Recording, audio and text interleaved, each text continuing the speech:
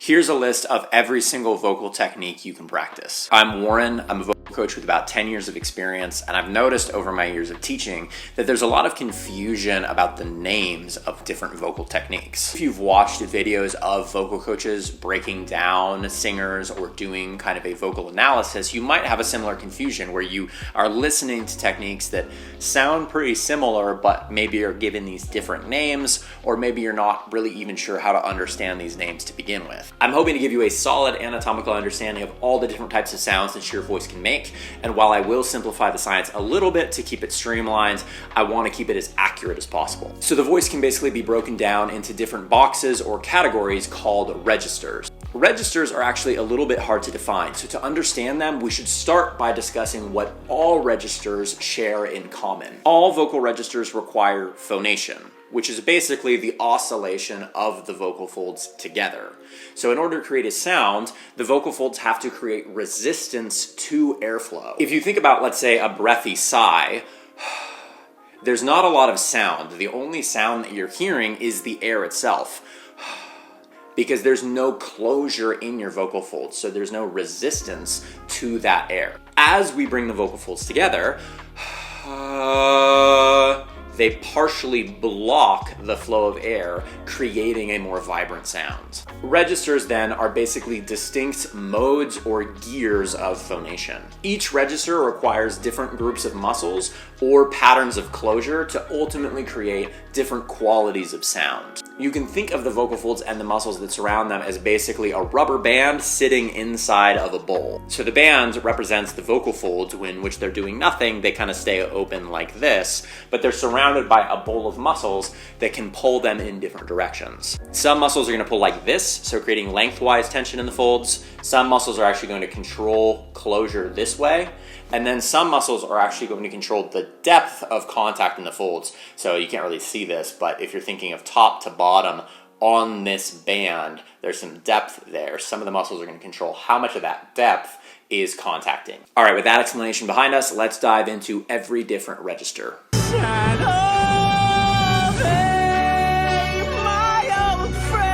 So M1, or chest voice, basically just describes where most folks speak. So in chest voice, just like with other registers, there has to be some amount of closure. So to do that, what are called the TA muscles basically bring the vocal folds together and give them contact over their full depth. So here's a diagram of the TA muscles. Their job is basically to pull your arytenoids closer together with your thyroid at the front. So the arytenoids are basically these anchoring cartilages that the TA muscles can create resistance with to bunch up your vocal folds in the center here. In the middle of our chest voice, basically that full contact is going to be enough to create vibrations, but as we go higher and higher and climb our chest voice range, what are called the CT muscles are going to start pulling that rubber band to create higher pitches while still maintaining that full contact in the bottom of the vocal folds. We'll get into this at the end of the video, but M1 or chest voice encompasses a lot of different sounds. So when people talk about belting or talk even about speaking, they're usually talking about M1 chest voice.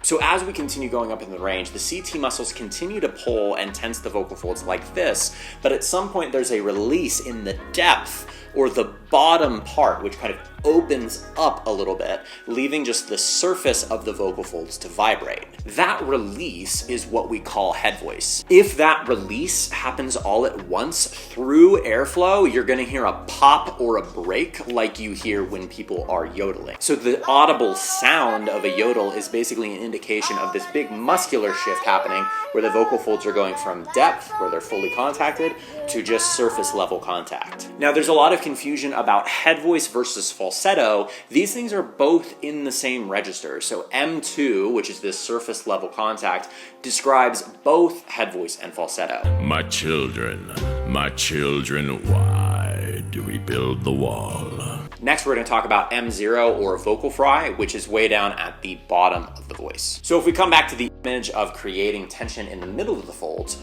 we have to bring the folds together to create a sound. In chest voice, the TA muscles are active, they're pulling this together, and there's a light tension in the folds that creates a vibration.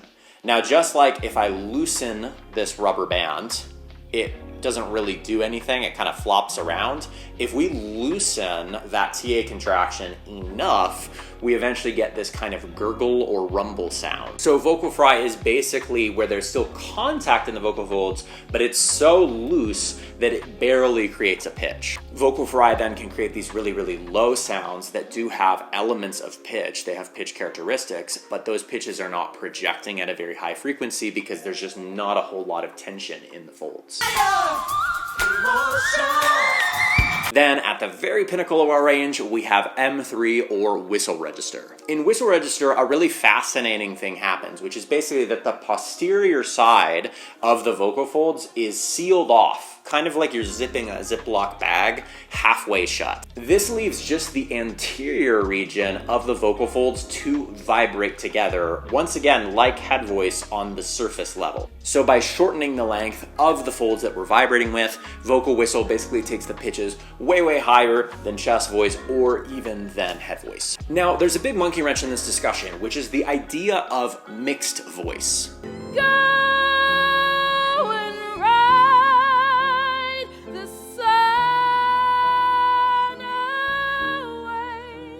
So you'll notice that with each of these registers, even though the muscle action on the voice is distinct for each register, the range is not separate. Each neighboring register can actually hit a bunch of the same notes and the same range in your voice. For instance, a male vocalist can hit an E4 in head voice and in chest voice. In the same way, even fry register and chest voice and head voice and whistle register can overlap in the notes that they're hitting and sort of blend together. This really raises the question of what people are exactly talking about when they're talking about mixed voice. And this is something of a debate. In my opinion, when people are talking about mixed voice, they're usually talking about an acoustic strategy to adjust a register, not a literal blending of the registers. So for instance, when we think about mix in a musical theater context, usually these are singers who are singing in chest voice in a very efficient way. But the reality is that our voice is a little more complicated than just what's happening in here. There's an interaction between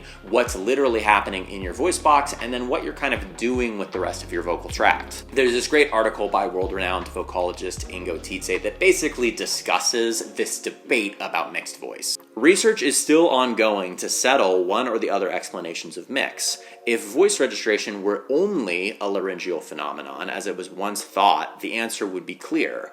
However, we now understand that the sound source and the airway, the resonator, cannot be separated in singing. A vowel change can be perceived as a register change, even if the source is stable. So simplified, basically what Ingo is saying in this passage is that when you shift things like the vowel or the shape of your mouth and your vocal tract, you create different sounds, even if you're sticking in the same register. Typically when I train people, the type of mix that they're shooting for is really just a light, sustainable chest voice. That's usually where I will train them. Okay, so we've covered basically every kind of formation that you can make with your actual vocal folds, but we haven't talked about the fact that you can create sounds with other parts of your vocal tract. In distortion, other parts of the body, other portions of the vocal tract basically mimic the action of the vocal folds by coming together and vibrating. With that in mind, let's dive into distortion techniques.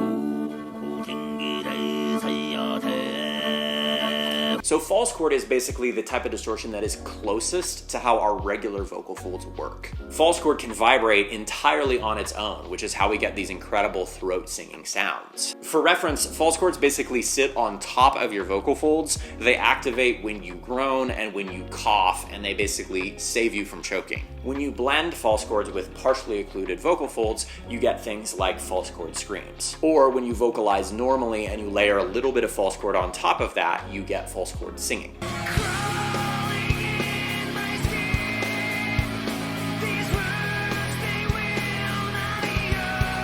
So we talked a little bit about arytenoids before, but arytenoids are these cartilage structures that the back of your vocal folds anchor to. In normal vocalization, the arytenoids actually rotate together a little bit, but there's a triangular gap left at the top of them. However, through manipulation, we can actually bring that gap together and cause the arytenoids to rattle together against each other. The result is a lot of the kinds of distortion that we hear in blues singing, in a lot of grunge and nu metal music, and of course in Monsters, Inc. Don't let it happen again. Now, along with arytenoids, there are some other structures like the aryepiglottic folds that can create a lot of chaos in a distorted sound. So things like guttural screams, most famously done right now probably by Alex Terrible, are actually a result of a bunch of these different obscure structures kind of crashing together and creating this big grindy sound.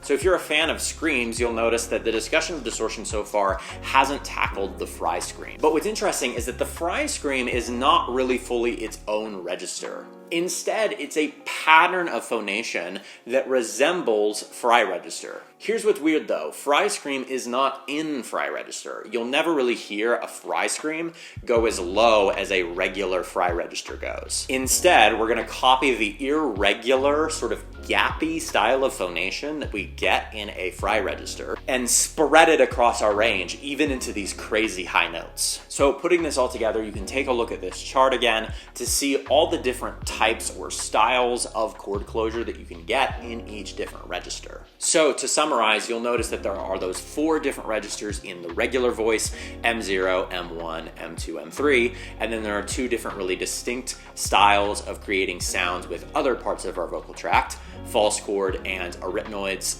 / other more obscure structures. Things like mixed voice and fry scream actually are more so describing a quality of phonation, so they can occur across different registers. And then within each of those registers, you have descriptions of the quality of phonation that really only describe that one particular register. For instance, we wouldn't call a breathy chest voice falsetto, but we do call a breathy head voice falsetto. So practicing your access and your transition between these registers is really the fundamental thing that you're trying to get good at when you're practicing singing. If you're just a vocalist who's interested in singing well, who's interested in singing a genre outside of the rock and metal world, really mastering M1 and M2 is good enough. If you are in the rock and metal genres, it's probably worth exploring all the different kinds of distortion that your voice can create. Once you have access to all the registers that you want access to, it opens this whole Pandora's box of other just kind of surface level techniques that you can work on. That's where things get super fun, get super in-depth, and you get to go into more detail about how you want to sing. But I'm hoping that this video has provided a really solid and down-to-earth roadmap of what your voice is capable of. Thanks so much for watching. If you found this video helpful, if it helped to clarify anything, or if you thought that it was informative, please like and subscribe for more videos in the future. Also, drop your vocal questions in the comments below. I really love to answer and explore vocal questions with people, so if there's anything on your mind as a vocalist, you can drop it in the comments below. Last, as always, if you're interested in one-on-one vocal coaching, you can click the link in my bio for voice lessons and resources. I'll see you in the next one.